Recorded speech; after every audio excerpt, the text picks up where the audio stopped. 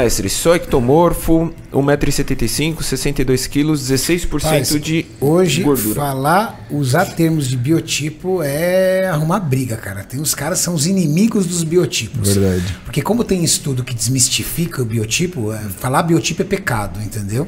Só que nós temos, e principalmente a gente que trabalha muito com um padrão estrutural de físico, entendeu? Não sei se você também tem esse hábito, mas o Felipe Donato, que é doutor em nutrição esportiva, tem o hábito de usar o biotipo para classificar padrões estruturais e padrões genéticos, entendeu? Só que cuidado com os biotipos, porque senão você arruma briga, porque as pessoas, acreditar biotipo é igual acreditar em signo, tudo não, essas não coisas. É isso. Não tem nada a ver. O que é assim, o biotipo, e você falou muito bem falado, ele é uma classificação, mas ele não é uma fonte de indicação.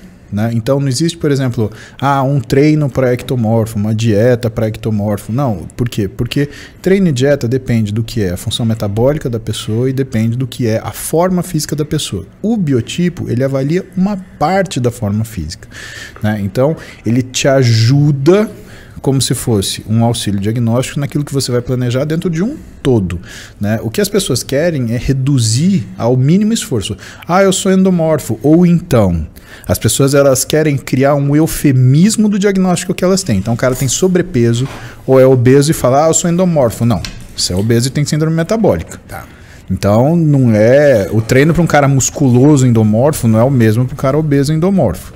Né? Então tem que saber essas diferenças, né? Mas você tem razão, né? Eu vejo que as pessoas elas têm, e são os extremos, né? Ou o cara que quer dirigir tudo pelo tipo de biotipo, ou o cara que despreza completamente aquilo. E não dá. Eu já vi profissional, por exemplo, desprezar a avaliação física, profissional de educação física e professor, doutor, falar, para que vai fazer isso? Porque se você não tem uma avaliação inicial, você não sabe o quanto aquilo que a sua conduta alterou depois de 2 meses, 3 meses. Se você não avalia, você não pode melhorar. Simples assim. Sim. Você não sabe se tinha 12, 13, 15. É muito importante. É muito importante. Né? Agora, não se reduzam as coisas. Do mesmo jeito que a gente não fala, existe um treino para quem tem 13% de gordura? Não existe. Né? Existe um treino para quem tem... 40 de BF? Exatamente, 40 de BF. Existe um treino para quem tem 30 de MC? Também não existe uma coisa específica para um cara que é ectomorfo. Né? É capacidade física. O Júlio é um ectomorfo. Né? Na origem dele. O que você pode dizer de um ectomorfo?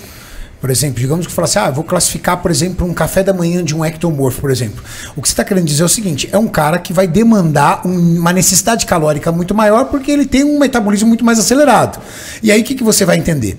Menos proteína, mais carboidrato, que é ligado muito mais à necessidade do cara em ganhar peso corporal. É mais isso, né? Que é uma forma de você classificar as refeições de uma pessoa que precisa ganhar massa muscular, entendendo que ela tem um metabolismo acelerado e uma necessidade de ganho de massa muscular. Mas isso aí cabe um podcast só disso, né? No final, toda classificação ela ajuda no processo de tomada de decisão. Porém, nenhuma isolada vai conseguir te trazer um bom resultado. Mas também não precisa falar que é asneira também, ou que é igual signo, né? Não, isso daí é um exagero. É um exagero. É sempre o extremo. Cara, extremo sempre tá errado. É exatamente o que eu falo. As pessoas hoje só falam em progressão de carga como o único método de progredir o físico. Então, se você não levantar mais peso, você não tem mais condição de crescer. E quem não tem força? Exatamente. Cresce como? Exatamente. Você só vai ficar musculoso se você ficar forte. Eu sou um cara... por exemplo, pro atleta que eu não sou um cara naturalmente forte.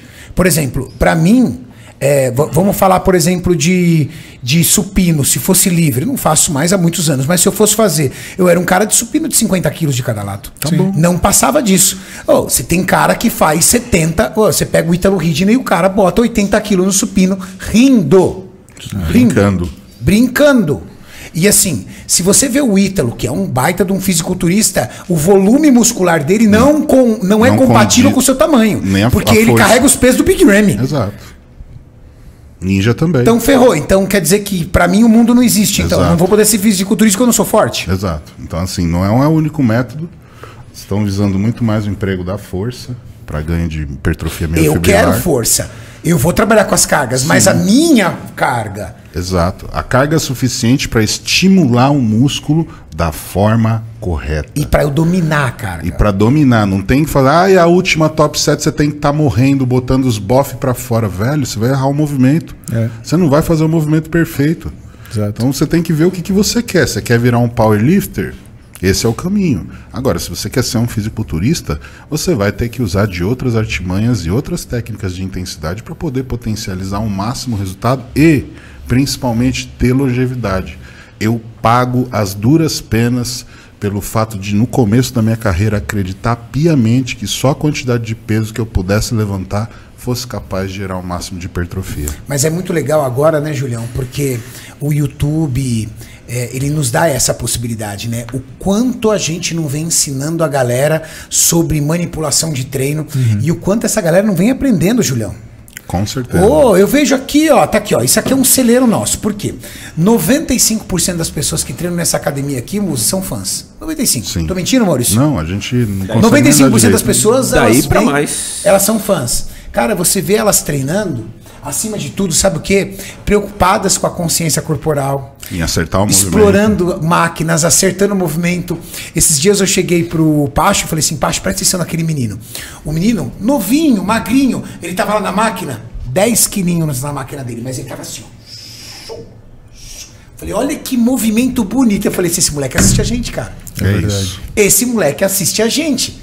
Então, a gente está ensinando, Julião, as pessoas a treinarem. Trazendo essa consciência. E sabe o que vai ser legal?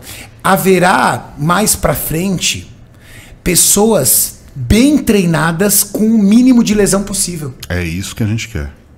É para isso que a gente está trabalhando. Ainda mais que a gente está trazendo o trabalho do fisioterapeuta, Exato. o trabalho do ortopedista, o trabalho do nutricionista. Então, o cara hoje, por exemplo, a gente ensinou a galera a dar valor pro fisioterapeuta. Sim. Fisioterapia era o quê? Um pós-lesão, né? O cara quebrava o braço, vai no fisioterapeuta depois, entendeu? O cara machucava... Não, agora o que a gente está ensinando? Cara, você treina forte, você tá em alto rendimento, de vez em quando você tem que ir na fisioterapia, cara. Precisa. Fazer uma liberação. Tá com uma tendinite, não pode treinar. O que a gente ensinou a galera de mobilidade, trabalho de pilates e tudo tal? Alongamento, tudo é prioridade para você manter-se mais por dentro da atividade sem sofrer nenhum tipo de lesão, como nós sofremos. No nosso passado não existia isso. Não.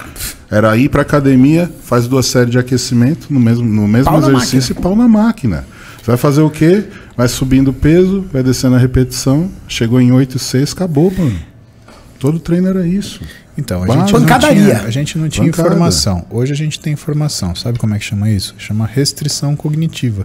Isso tem muito mais relação com a capacidade do profissional do que com a verdade em relação ao resultado do atleta. Né? Quer dizer que aquele profissional só sabe trabalhar com progressão de carga contínua. Exato. Ou seja, nunca defenda apenas uma bandeira. Abra a mente, entenda.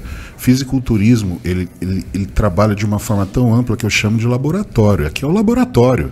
Então você não vai ver coisas usuais que você tem comprovação científica. Não adianta multar com artigo científico se você não vive aqui, entendeu? Se você é um estudioso, beleza, cara, você tem todas as relações. Mas cai aqui dentro. Mas quando você vem para cá, todos esses seus estudos caem por terra e a gente usa muita coisa que não tem comprovação nenhuma. Que é empirismo puro. Mas que a gente vê resultado. É isso. E isso é no treinamento, é no metabolismo, cara, Julião. É em tudo. Acabou, velho. São estratégias que vão ser empregadas ainda, que necessitam do estudo, então se a gente descobre, vocês estudam, fazem um artigo e aí tá tudo certo. Se me taxar com artigo científico, cara... cara, eu também acho tá perdendo tempo, eu não tô nem aí, velho. Eu acho que o artigo científico, ele não serve para você cobrar uma verdade alheia, né? O que ele serve é para mostrar que houve um estudo e houve um resultado. Primeiro por quê? Porque... Cara, se você pegar pessoas em situações de treino diferentes, você vai ter resultados diferentes. Exato. Né? Uma coisa é você ler o artigo científico, outra coisa é você saber aplicar aquilo que você aprendeu. É igual a pesquisa política, você manipula o resultado. Então, tem um grande problema nisso, né? Que é a questão metodológica, né? E você, para ter a resposta correta, você tem que fazer as perguntas corretas. Sim. E muitas vezes as pessoas, elas fazem estudo sobre estudo e não estudo sobre o caso. E muitas vezes as pessoas que fazem estudo sobre o caso, elas não sabem quais são as perguntas que deveriam ser feitas. Por quê? Porque elas não têm vivência daquele negócio. Não tem vivência prática. Então, É muito complicado. Eu, quando pego alguma coisa, eu já olho e falo, esse daí nunca treinou na vida.